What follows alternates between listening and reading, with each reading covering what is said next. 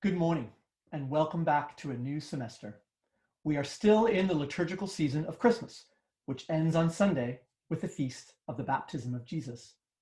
So we pray this morning, continuing to welcome Jesus into our lives and full of hope for this new year.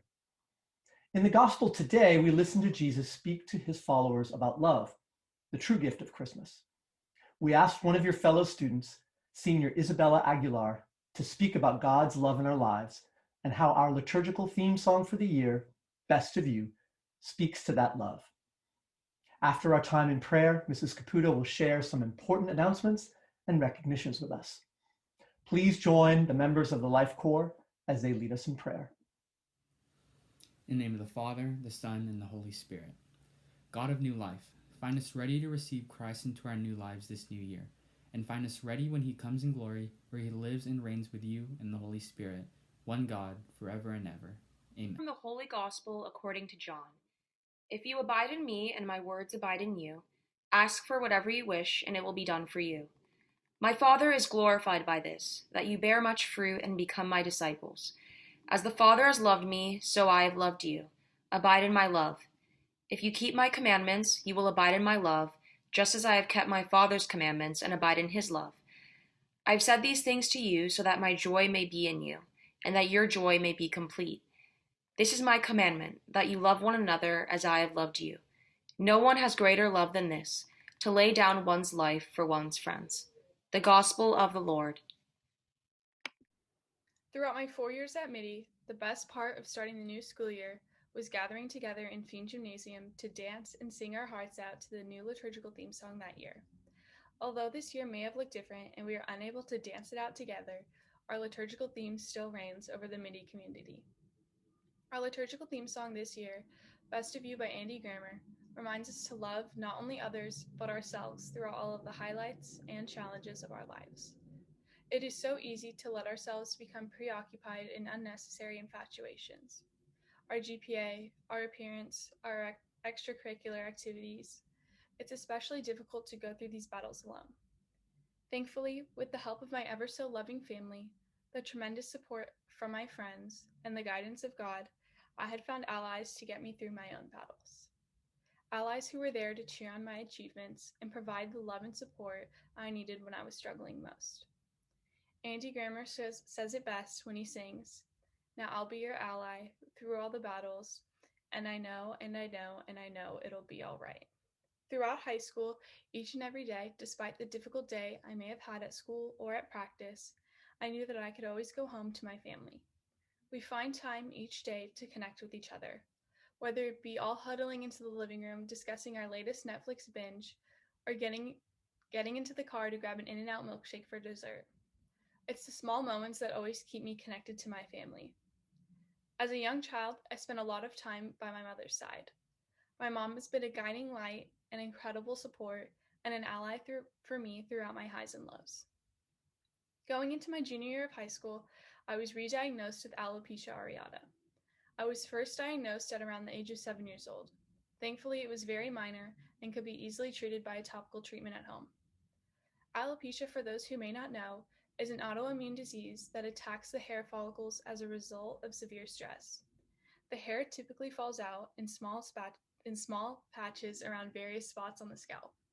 In my case, I had approximately 6 various patches around my scalp my junior year of high school, some large and some small. However, only 2 were noticeable. I had a large spot on the back of my scalp approximately the size of a fist, and another adjacent to my middle part at the top of my head, both being noticeable to the public eye. For months, I looked up hairstyles that would disguise the bald spots, never wore my hair in a ponytail. I researched home remedies for hair growth, and had monthly doctor's appointments to get steroid injections to stimulate the hair growth. I was preoccupied with my appearance. I would continuously check with close friends to make sure the spots were covered and unnoticeable. My friends never hesitated to help me. They would drop everything to listen to me talk about my struggles and insecurities and provide the encouragement I needed to get through this experience.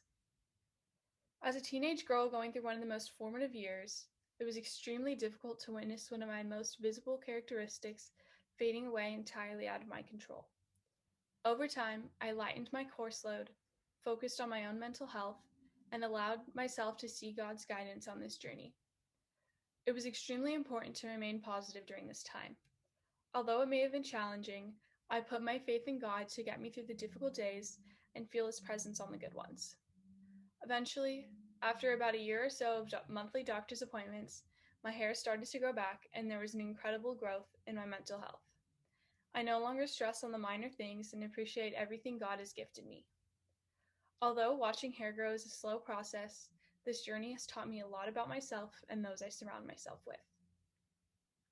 Think about your journey. When have you been your best self? Who are your allies that help you be your best self? How can you lift others up so they are their best selves? As we embark on this new year, I challenge you to be that ally for your friends, your family, and for all those who may be coming into your life. This past year has brought on tremendous changes and challenges. However, through the support of the community and the guidance of God's everlasting love, we united together to overcome it.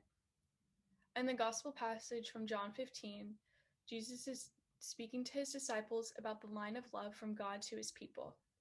If you maintain a relationship with God by abiding in him, you will receive the same love back. As the passage concludes, I would like to reiterate the final message.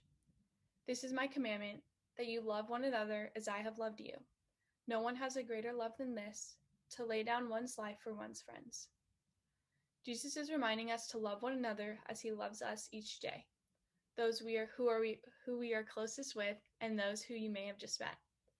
Be the leader that he calls all of us to be, and follow in Jesus' example by spreading love in places or people that need it most. As we begin this new semester, I invite you to love others as God loves you, bring out the best in others, do not hide your best self, and set hearts on fire.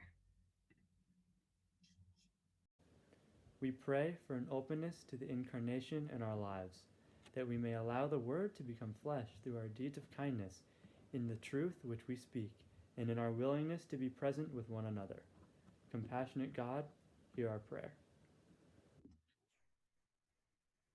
We pray for peace, that Jesus, the Prince of Peace, may enlighten minds and hearts to resolve conflicts with words and deeds of compassion. Compassionate God, hear our prayer. We pray for our church and prophets of today who call us to justice and greater truth, seeking and building the kingdom of God and welcoming Christ among us. Compassionate God, hear our prayer. We pray for those who are in the streets, alone and cold this winter, that they find a place of comfort and warm shelter.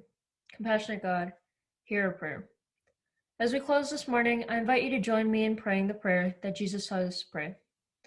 Our Father, who art in heaven, hallowed be thy name. Thy kingdom come, thy will be done, on earth as it is in heaven. Give us this day our daily bread, and forgive us our trespasses, as we forgive those who trespass against us. And lead us not into temptation, but deliver us from evil. Amen. Good morning, everyone, and welcome back. I hope you had a great Christmas break, got some well-deserved rest, and enjoyed the holidays with your family. As we start both a new year and a new semester, we wanted to take a few minutes to recognize some recent student accomplishments. And so we'll start with seniors Ishir Vathaninoff and Siddharth Munchkanti, who were recently named Coca-Cola Scholarship semifinalists. They were selected from a group of almost 100,000 applicants from across the country for consideration of this prestigious scholarship. Those seniors ultimately named Coca-Cola Scholars received $20,000 each in college scholarships. So good luck to Ishir and Siddharth. Moving on, MIDI Advocacy Project. Last month, members of MAP met with 27th District Assembly member Ash Kalra to discuss ways to protect agricultural workers from COVID-19, keep California's air clean, and change community policing models. MapX, the program's special projects team, recently hosted Professor Stephanie Masta from Purdue University via Zoom to talk about decolonizing curriculum and engaging Indigenous voices in schools. MAP Incorporated, the program's international advocacy team, also has been working with Catholic Relief Services on a letter writing campaign that culminated in a significant legislative victory with the passage of the Global Child Thrive Act in both the House and the Senate. This act will provide support for vulnerable children in developing countries. Thank you for amplifying the voices of youth and bringing about a new age. Now on to the performing arts. The performing arts department has continued to keep the arts alive while we are apart by transforming their annual Christmas concert into a 1940s style radio show called the AMHS Holiday Radio Hour. The program also produced a virtual winter dance recital featuring the talents of 2 different levels of dance classes. Congratulations goes to the students in the concert band, concert choir, Dance 2, Exodus, Jazz in the AM, Kind of Blue, Pardon My French, Vocal Ensemble, and Wind Ensemble. And of course, to the performing arts faculty and staff for their endless creativity and dedication to the arts at Archbishop Mitty. Next up is speech and debate. Congratulations to seniors Lucas Krause and Ronak Dua for being awarded first and second speaker at the College Prep Lincoln Douglas Debate Invitational last month. Congratulations also goes to juniors Genevieve McKenzie and Rohan Tawande for advancing to the final round of humorous interpretation and informative speaking at the Making Art While Socially Quarantined Invitational, where they automatically qualified to compete at the National Individual Events Tournament of Champions this spring. Finally, a special congratulations to senior Drake Somm for placing first in original oratory. Drake will also be competing at the national tournament this spring. Best of luck to the entire team as they head into the second half of their season. Now, finally, we have a special athletics announcement to share with you today. Last month, Cal High Sports named Archbishop Mitty High School the State School of the Century. This is the first time Cal High Sports has given out this award. Schools received points based on the number of times they had been named Cal High Sports State School of the Year for their men's, women's, or overall athletic programs anytime between the year 2000 and now.